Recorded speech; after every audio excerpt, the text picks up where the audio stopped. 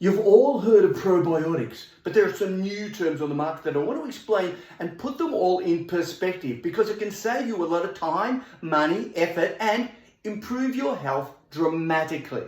So the first one, you're all aware of probiotics. Now, probiotics are the bacteria, the ones like Akkermansia muciniphila, the lactobacillus, the bifidobacteria. They're the ones that you buy through the supermarkets, health food stores, and your health professionals and so on. They're the ones you get in yogurts and other drinks and so on. But the message here is these are absolutely fantastic, but in most cases, these tend to work more on the way down, literally, as they literally in here into your large intestine, across and down. So they're actually working while they're moving through. I like to say they're kind of working on a holiday, and up to a month later, you may not have any benefit, and it may take a while for the benefit. So you need to keep taking probiotics. And what happens with the probiotics is they go into the large intestine, and they in most cases, they don't actually start growing. They just produce good products for the rest of the gut to ferment and develop a healthy microbiome. So they're a part of kickstarting a healthy microbiome, which is why the other products, the other terms are very important, because you've got things like prebiotics. Now, prebiotics are the fibers, mostly, also polyphenols, the things that you can get in all your plants, the big molecules, biological molecules, and these go in and these stimulate the growth in the large intestine. So I actually prefer getting people and talking to people and suggesting people start with the prebiotics, because these are all the different fibers and the different nutrients that get in all your veggies, nuts, seeds, herbs and spices. And what they do is stimulate the growth of the good bacteria and the good fungi and the good microorganisms in your large intestine. In fact, all the way down from your mouth microbiome, esophageal microbiome, stomach, small intestine, all of those places, it stimulates the growth of the right ones. And that's why populations who have a low fiber diet are distinctly at risk for virtually every form of chronic illness, because the first thing it does is it feeds the gut microbiome. So these prebiotics are essential, and I like saying to you, get a great mixture of different prebiotics. It's not one type, it's a mixture of them that you're after. Then you've got one of the new terms on the market called postbiotics. And postbiotics are literally the dead bits, the leftover bits, the metabolic bits after the bacteria have done some of their work. Now, how this was discovered was that after a while, people realized that after taking some probiotics that may not have been alive anymore, were still having an effect. And they said, hold on, how come?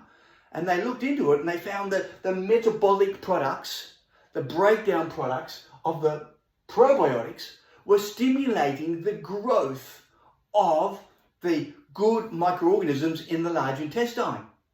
So even old, outdated probiotics were effective. But now they're talking about, supplementing with postbiotics. And I suppose one of my favorites in this, if I'm going to tell you about a supplement that I love, it's vinegar. You ready? How's that one? Yeah, vinegar. Because vinegar has prebiotics, because it's got some of the foods that feed itself. It's got some of the probiotics in it too, unless you've heated it up and cooked it. And then it's got the postbiotics, the leftover bits as well. So that's an example of one thing that's got all of those all in one place. Now, there's a new term on there, and that's the phytobiotics. And the phytobiotics are my favorite at the moment. I've been telling people, sharing with people, posting and videoing a lot of information about herbs and spices. And all of these herbs and spices work not just in terms of their antioxidant and anti-inflammatory actions and so on, but they stimulate the growth of the good microorganisms in the microbiome in the small intestine. They help protect that from something called small intestinal bacterial overgrowth, and of course they help in digestion as well. So they're marvelous, super ingredients for the gut, and I'll post up on that too for you later. But these phytobiotics come from all your herbs. An example is oregano and rosemary that I add into my meals every single day. Okay, turmeric or the curcumin, the active ingredient in turmeric. But all your herbs and spices have these ingredients called the phytobiotics. So if you've got all these, then what happens? Well, they then go to the large intestine, which is my very bad diagram of it here, and that's a squiggly bit there is the small intestine. So they go in here and they increase the growth. Now, there's a little bit of confusion. A lot of people talk about bad bacteria and good bacteria. Well, there are no bad or good bacteria. Yeah, I know you've even got Helicobacter in your... Oh, hold on. Helicobacter isn't bad. It's when it's out of proportion, when it's out of balance, when there's too much of it and the other things aren't balanced. Because we will come across Helicobacter in our lives many times. And if you travel overseas, many more times. So it's not about getting rid of them. It's about having them in check and in balance. And so the two types that we generally refer to are the commensal. And the commensal are what you would call the good ones. And if we feed them, if we look after them with the prebiotics, postbiotics, the phytobiotics and all those, then the commensal continue to grow and keep everything in check and in balance. When we get the opportunistic ones, and these are what some people would call the bad ones, the opportunistic ones, classic example, another example that everyone will know of is Candida.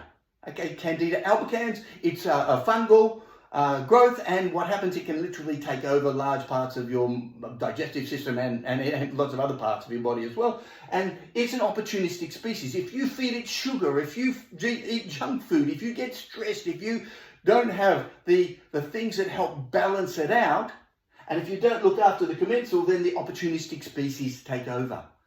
And the opportunistic species run rampant, not just in the large intestine, but throughout the digestive system. So what we want to do is minimize these and increase these as much as possible by literally using some of these strategies here, the prebiotics, probiotics, postbiotics, and phytobiotics, the herbs and the spices.